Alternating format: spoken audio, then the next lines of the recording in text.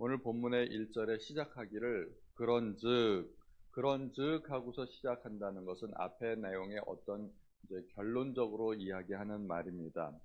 1장부터 10장까지의 모든 모세의 설교의 결론이기도 하지만 바로 앞의 내용의 결론이기도 합니다. 10장에서는 모세가 십계명의 두 돌판을 깨뜨린 사건을 이야기하고 있습니다. 이스라엘 민족의 불순종과 그 우상 숭배로 말미암아 모세가 십계명의 돌판을 깨뜨렸고, 그리고 하나님께서 부르심으로 말미암아 다시 손으로 제작한 돌판을 가지고 올라갔던 그 일들을 이야기하고 있는 것입니다. 모세는 지난 과거를 쭉 돌이켜서 이야기하면서 이스라엘 민족이 왜 가나안 땅에 못 들어갔는지, 왜 패할 수밖에 없는지 과거의 사건을 지금까지 쭉 이야기했습니다. 그러므로 어떻게 하라는 걸까요? 1절이 결론입니다. 그런즉 내 하나님 여호와를 사랑하여 그가 주신 책무와 법도와 규례와 명령을 항상 지키라 하는 것입니다. 이스라엘 민족의 실패는 하나님과의 관계에서의 실패였습니다. 하나님의 명령을 듣고 지키지 않았기 때문에 그들이 가나안 땅에 들어가지 못했던 것이고, 그들이 광야에서 40년간 유리하고 방황할 수밖에 없었던 이유가 되었던 것입니다. 그런데 모세는 이 말씀을 지금 출애굽 2세대에게 주신 말씀이 아니라 출애굽 1세대들에게 하고 있는 설교입니다. 2절에 보면 너희의 자녀는 알지도 못하고 보지도 못하였으나 너희가 오늘날 기억할 것은 너희의 하나님 여호와의 교훈과 그의 위엄과 그의 강한 손으로 표심팔과 애굽에서 그의 왕 바로와 그 전국에 행하신 이적과 기사를 기억하라고 합니다. 출애굽 2세대는 광야에서 태어난 세대입니다. 그러므로 지금 가나안 땅에 들어가기 직전에 40년이 지났고 40세 이하의 사람들은 모두가 출애굽 2세대이고 애굽 땅에서 있었던 일들을 귀로만 들었지 직접 경험하지 못한 세대입니다. 그러나 애굽 땅에서 탈출해서 지금 가나안 땅에 들어가려고 하는 사람들 중에는 60세 이하의 사람들도 있습니다. 그들은 애굽을 탈출할 때 20세 이하의 사람들이었고, 그들은 어렸지만 애굽에서 있었던 일들을 직접 눈으로 보았고 경험했던 세대였습니다. 그러므로 사실 세대가 바뀌기는 했지만 전부 다 출애굽 2세대는 아니고 그 중에 일부는 출애굽 1세대들이 있었고, 지금 모세는 출애굽 1세대들에게 설교하고 있는 내용입니다. 기억하라는 것입니다. 그들이 겪었던 일, 그들의 자녀는 듣지도 못하고 알지도 못하고 보지도 못한 그런 일들을 오로지 그냥 그 부모들에게 전해 들은 이야기일 뿐이지만 출애굽 1세대들은 자기들이 직접 경험한 일인데 그것을 기억하라는 것입니다. 그들이 기억해야 될 사건은 4가지입니다. 하나님께서 애굽에서 바로에게 어떠한 일들을 행하셨는지, 이건 10가지 재앙입니다. 바로가 마음을 강팍하게 했을 때 하나님께서 10가지 재앙으로 얼마나 바로를 징벌하고 또 애굽 온 지역에 하나님께서 징벌을 내리셨는지 그것들을 기억하라는 것입니다. 그리고 두 번째, 홍해에서 있었던 일을 기억하라는 것입니다. 홍해가 갈라짐으로 말미암아 이스라엘 백성들은 그 바다를 건넜지만 뒤쫓아오던 애굽의 군대는 모두 수장될 수밖에 없었던 것입니다. 그리고 또 세 번째로 광야에서 있었던 일을 기억하라고 5절에 나오고 있습니다. 광야에서도 그들은 끊임없이 하나님 앞에 불순종했습니다. 그리고 급기야는 가데스 바네아에서 그 가나안 땅에 정탐하고 돌아온 12명의 이야기들 중에 10명의 부정적인 보고를 듣고 그들은 통곡하고 가나안 땅에 못 들어갈 것이라고 생각했고 하나님과 모세를 원망했었습니다. 이러한 원망의 사건들을 기억하라는 것입니다. 또 네 번째로 다단과 아비람 사건을 기억하라는 것입니다. 다단과 아비람이 그 모세의 권위에 도전했다가 그 불이 나와서 그들을 삼켰고 또 땅이 갈라져서 그와 그의 모든 그들의 가족들을 삼킨 사건을 기억하라는 것입니다. 이 4가지 사건은 모두가 하나님의 징계였습니다. 하나님께서 바로를 징계하셨고 또 하나님께서 애굽의 군대를 징계하셨고 광야에서 이스라엘 민족을 징계하셨고 다단과 아비람을 징계하셨던 사건이라는 것입니다. 이러한 징계의 사건을 통해서 하나님께 불순종하면 그 결과가 어떻게 된다는 것을 그들은 직접 경험했고 체험했기 때문에 어떻게 해야 된다는 것을 깨달아 알아야 된다는 것이죠. 그래서 7절에 보면 너희가 여호와께서 행하신 이 모든 큰 일을 너희의 눈으로 보았느니라. 출애굽 1세대는 자기들의 몸으로 직접 경험한 것이고 눈으로 보았던 것이기 때문에 그들은 이러한 사건들을 통해서 알아야만 했다는 것이죠. 어떻게 하면 하나님께 복을 받고 어떻게 하면 징계를 받는지 깨달아 알아야만 했다는 것이죠. 그러므로 또 다른 결론이 8절에 나오고 있습니다. 그러므로 너희는 내가 오늘 너희에게 명하는 모든 명령을 지키라. 그리하면 너희가 강성할 것이요 너희가 건너가 차지할 땅에 들어가서 그것을 차지할 것이며 또 여호와께서 너희의 조상들에게 맹세하여 그들과 그들의 후손에게 주리라고 하신 땅 곧 젖과 꿀이 흐르는 땅에서 너희의 날이 장구하리라. 모든 율법의 어떤 공통적인 형태가 여기에 드러나는 거죠. 하나님께서 명령을 주시고 그리하면 너희가 어떻게 되리라고 하나님께서 약속하신 그 형태입니다. 모든 율법의 형태가 이런 형태로 되어 있는 것이죠. 하나님의 명령을 지키라. 그리하면 첫 번째 너희가 강성할 것이고 두 번째 너희가 가나안 땅을 차지할 것이고 세 번째 그 땅에서 너희가 장구하리라 하는 세 가지 약속을 주고 있습니다. 그런데 가나안 땅에 들어가면 어떤 삶을 살게 될까요? 하나님은 가나안 땅에 들어가서 살게 될 그 땅을 미리 말씀해 주고 계십니다. 먼저 애굽 땅에 대해서 이야기하고 있는데 10절에 보면 내가 들어가 차지하려는 땅은 내가 나온 애굽 땅과 같지 아니하니 거기에서는 너희가 파종한 후에 발로 물대기를 채소밭에 댐과 같이 하였거니와. 애굽 땅에서는 가나안 땅과 가장 큰 차이가 나일강이 있다는 것입니다. 4대 문명의 발상지가 이집트 아닙니까? 이집트에서 그렇게 어마어마한 문명이 발상할 수 있었던 원인 중에 하나가 나일강의 비옥한 토지 때문입니다. 그 나일강이 있기 때문에 그들은 농사 짓기가 쉬웠습니다. 씨를 뿌리고 나서 파종하고 나서 그들은 나일강에서 물을 끌어다가 그 밭에다가 물을 대 주었던 것입니다.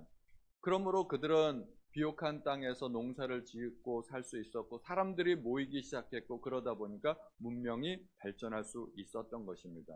애굽 땅의 가장 큰 특징은 뭐냐 하면 씨를 뿌린 후에 물을 끌어다가 거기에다가 물을 댈 수 있었다는 것입니다. 발로 열심히 밟아가지고 물레방아를 돌려서 그 물을 끌어다가 밭에다 물을 대었던 것이죠. 인간적인 노력으로 얼마든지 성공할 수 있다는 이야기입니다. 인간의 노력을 이야기하는 건데 11절에 보면 너희가 건너가서 차지할 땅은 산과 골짜기가 있어서 하늘에서 내리는 비를 흡수하는 땅이요 내 하나님 여호와께서 돌보아 주시는 땅이라. 가나안 땅은 전혀 다르다는 것입니다. 거기는 큰 저수지나 큰 강 같은 게 없어가지고 농사를 지은 다음에 물을 끌어다 쓸 수 없다는 것입니다. 비록 요단강이 있긴 하지만 요단강은 규모가 굉장히 작습니다. 그 요단강은 그렇게 그 가나안 땅의 전국에 그렇게 물을 댈 정도로 풍성한 물이 있지 않다는 것입니다. 가나안 지역의 모든 논과 그 밭들은 천수답이라 해서 그 물을 오직 하늘에서 내리는 비에 의존할 수밖에 없다는 것입니다. 그래서 하나님께서 때에 따라서 이른 비와 늦은 비를 내려주시면 그 비를 가지고 농사를 지을 수밖에 없는 그러한 땅이라는 것입니다. 인간의 노력 가지고 살 수 있는 땅이 아니라는 것입니다. 오직 그 농사를 하늘에만 의지하는 그 땅이고 하늘에만 의지한다는 것은 하나님의 능력과 하나님의 은혜를 바라보는 그 땅이라는 것입니다. 그러므로 우리가 가나안 땅에 들어가면 내 노력으로 사는 삶이 아니라 하나님의 은혜와 하나님의 능력으로 사는 삶을 사는 것이 그것이 하나님의 백성의 특징이라는 것입니다. 하나님께서는 이스라엘 민족을 애굽 땅에서 구출해서 광야를 건넌 이후에는 가나안 땅에 들이시겠다고 약속하셨고 그렇게 해주셨습니다. 그러면 애굽 땅에서 살던 사람과 그럼 가나안 땅에서 사는 사람의 가장 큰 차이는 무엇일까요? 우리도 전에는 사탄의 종 노릇하며 하수인 노릇하며 세상에서 살았습니다. 세상에서 살 때는 우리는 어떤 삶을 살았나요? 내가 노력해서 나의 힘으로, 나의 능력으로 사는 그러한 삶을 살았습니다. 그러나 우리가 하나님의 자녀가 되고 하나님의 백성이 된 이후에는 물론 내가 노력해야 되고 열심히 일해야 되지만 오직 하나님의 은혜로만 사는 삶을 살아야 한다는 것입니다.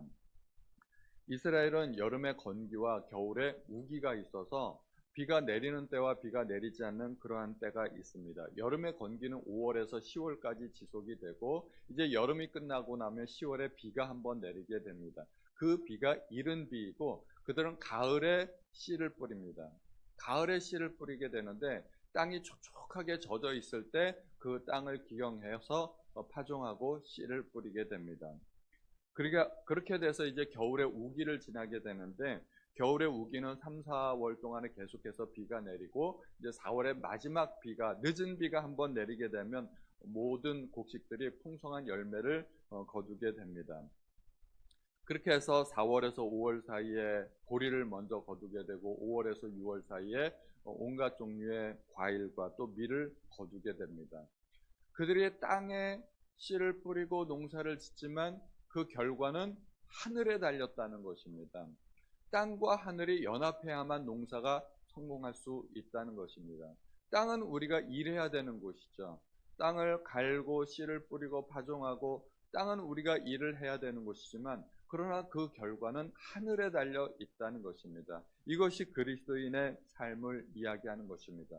우리가 열심히 일하고 노력하지만 그 결과는 하나님께서 베풀어 주신 하나님의 능력과 은혜에 달렸다는 것입니다.